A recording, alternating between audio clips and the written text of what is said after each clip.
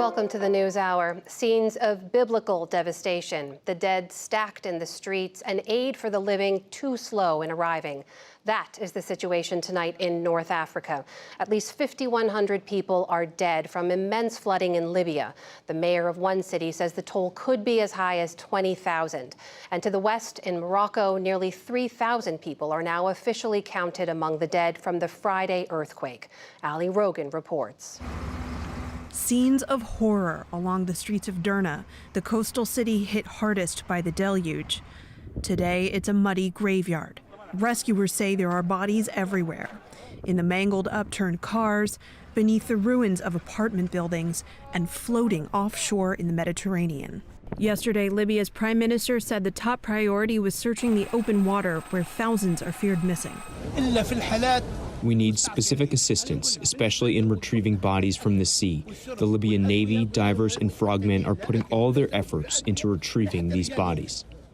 The devastation began Sunday with torrential rain brought on by Mediterranean storm Daniel. But the worst hit Derna when two dams in the nearby valleys collapsed, sending a torrent of water directly through the city's center. Satellite images show its sheer force as it washed away entire neighborhoods in its path. Some survivors described a wall of water reaching heights of 25 feet. I live on the top floor of this building. I opened the window and saw the storm attacking us. Cars were thrown around and families started running. The water reached the second floor. Some medical facilities are barely intact. Rows of corpses lay in the streets as overwhelmed hospitals began the agonizing process of identifying the dead. We counted them as they were lying in the hallways. Whoever is identified by family or friends is then buried. There are some who have not been identified, so we started photographing them and assigning numbers to them, then burying them as well. Things are very bad. The hospital is dilapidated. They are mentally and physically completely devastated. I mean, they've lost their houses, they've lost their city, lost their workplaces, they've lost everything. Bashir Ben Amir is coordinating needs assessment on the ground in Tripoli, Libya's capital city.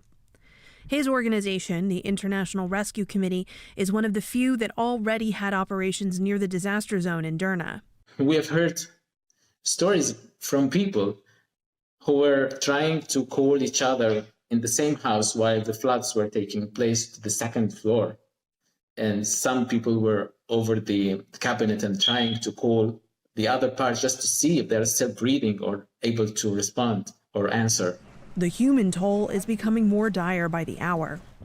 As recovery efforts continue, the death count is expected to rise, and the UN's migration agency said some 30,000 people in Derna alone are now without a home.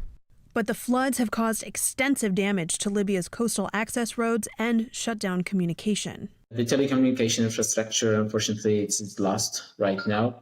It is very challenging also for the rescue and search teams to communicate with each other. Meanwhile, in Africa's northwest, Morocco is still reeling from last week's catastrophic earthquake. But help is finally starting to arrive. Crews bulldozed through the rubble and brought much-needed aid to survivors, many of whom have lived in makeshift tents for days. Some took refuge in whatever shelter they could, like this damaged school building, as they waited for help. We have no food, nowhere good to sleep.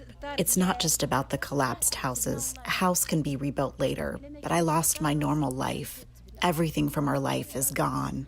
Many of the delays were physical. Remote areas were cut off due to landslides, but some of them were frustratingly political. Morocco's government continues to refuse any assistance from countries like the US and France. Back in Libya, aid has poured in from neighboring Egypt, Algeria, and Tunisia, as well as Turkey, Italy, and the United Arab Emirates.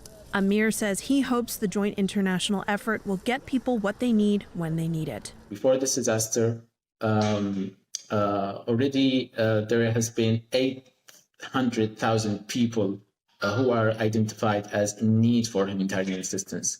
And now following this tragedy, I'm afraid that this number will increase very quickly in a very short time. For the PBS NewsHour, I'm Ali Rogan.